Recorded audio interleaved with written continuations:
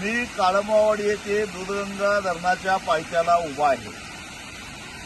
तिथं समोर तुम्हाला या धरणाच्या गळतीतून हजारो लिटर पाणी वाहून जाताना दिसतंय. खरं तर आज जलसंपदा विभागाचं हे अपयश आहे आणि याला जबाबदार या खात्यातला असणारा भ्रष्टाचार आणि लोकप्रतिनिधींनी केलेली डोळेझाक हे जबाबदार आहे.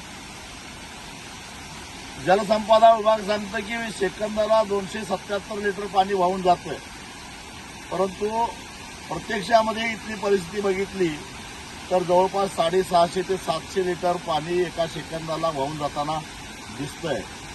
म्हणजे एका मिनिटाला 42,000 लिटर आणि तासाला जवळपास 20,00,000 लिटर एवढं पाणी वाहून जाताना दिसतं.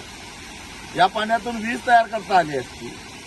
हे पाणी नदीतून वाहून जातंय, कर्नाटकला फुकट वाहून जातंय.